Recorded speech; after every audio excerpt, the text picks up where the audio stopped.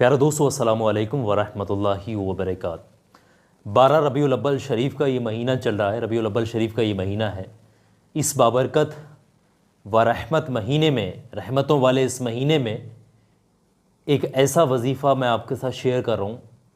یہ وظیفہ کہا جاتا ہے کہ جس نے بھی کیا ہے کبھی ناکامیاب نہیں ہوا، یہ وظیفہ کبھی خالی نہیں گیا۔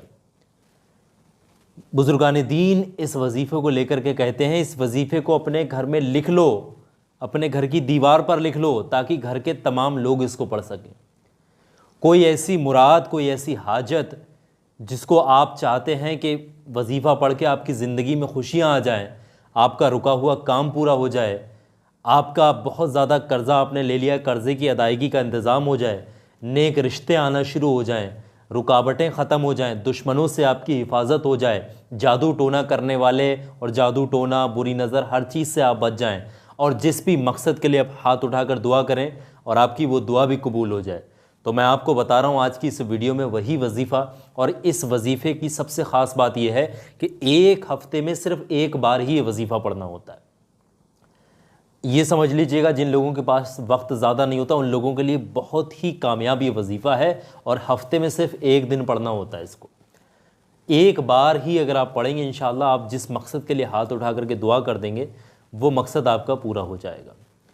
اور اس ربیع الاول شریف کے مہینے میں اگر کوئی انسان پڑھ لے، جس مہینے میں ہمارے پیارے آقا حضور صلی اللہ تعالیٰ علیہ وآلہ وسلم کی آمد ہوئی، آپ تشریف لائے جس مہینے میں، اگر آپ اس مہینے میں پڑھ لیتے ہیں تو زندگی میں خوشیاں آ جائیں گی، چار چاند لگ جائیں گے آپ کی زندگی میں، تقدیر ہی بدل جائے گی، ایسے سمجھ لیجئے گا۔ دوستو یہ وظیفہ جمعے کی رات میں پڑھنا ہوتا ہے۔ بہت سارے لوگ یہاں پر کنفیوژن کر لیتے ہیں یہ جمعے کی رات کب ہوتی ہے۔ تھرسڈے، جمعرات کا دن گزرنے کے بعد میں جو رات آتی ہے وہ جمعے کی رات کہلاتی ہے۔ ایسا مت سمجھیے گا کہ جمعے کا دن یعنی فرائیڈے کا دن گزر گیا اس کے بعد جو رات لگے گی وہ سیٹرڈے کی رات لگ جاتی ہے، ٹھیک ہے۔ اسلامی تاریخ جو ہوتی ہے اس کے جو دن بدلتا ہے اس کا دھیان رکھنا ہے آپ نے۔ آپ عشاء کی نماز کے بعد میں اس کو پڑھ سکتے ہیں، تہجد کی نماز کے بعد بھی پڑھ سکتے ہیں، یہ رات کے پہلے دوسرے کسی بھی پہر میں بھی آپ پڑھ سکتے ہیں۔ پڑھنے والے انسان کو چاہیے کہ تازہ وضو کرے، پاک صاف ہو کر کے اس وظیفے کی شروعات کرے، اور اس وقت میں اس وظیفے کو پڑھے کہ گھر کے سارے لوگ سو چکے ہوں، تاکہ کوئی بھی انسان گھر کا آپ کو ڈسٹرب نہ کرے۔ پڑھنے کا طریقہ یہ ہے کہ اس وظیفے کی شروعات سے پہلے آپ نے 2 رکعت نماز صلاۃ الحاجت کی آپ نے پڑھنی ہے، یعنی اپنے اس حاجت کے لیے آپ نے 2 رکعت نفل نماز پڑھنی ہے، جس بھی مقصد کے لیے آپ یہ وظیفہ پڑھیں گے۔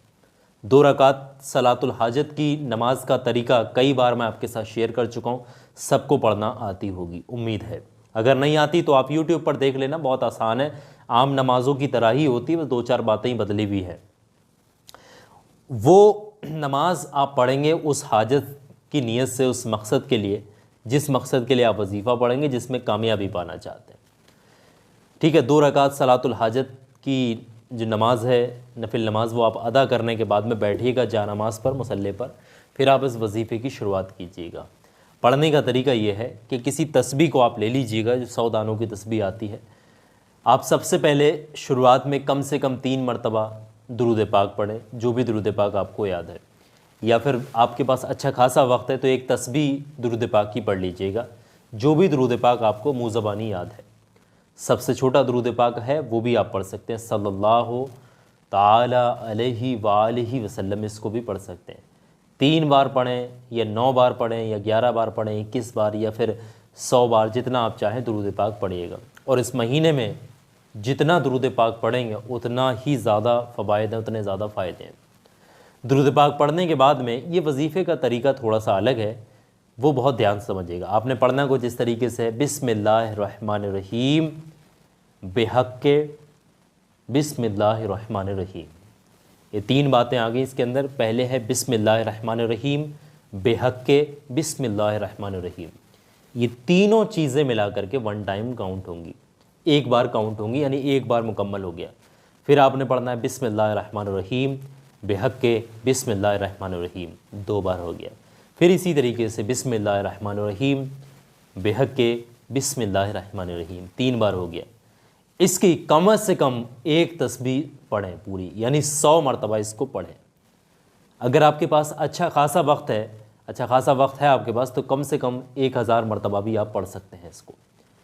کوشش کر کے کم سے کم ایک تسبیح پڑھیں، اور زیادہ وقت ہے تو 1000 مرتبہ بھی پڑھ سکتے ہیں۔ اتنا پڑھنے کے بعد میں اتنی بار ہی درود پاک پڑھنا ہے آپ نے جتنا آپ نے شروعات میں پڑھا تھا۔ اگر 3 بار پڑھا تھا یا 11 بار یا 21 بار یا ایک تسبیح 100 بار، وہی والا درود پاک آپ نے پڑھ دینا ہے جتنا اور جو درود پاک آپ نے شروعات میں پڑھا تھا، جتنی تعداد میں، آپ کا وظیفہ مکمل ہو جائے گا۔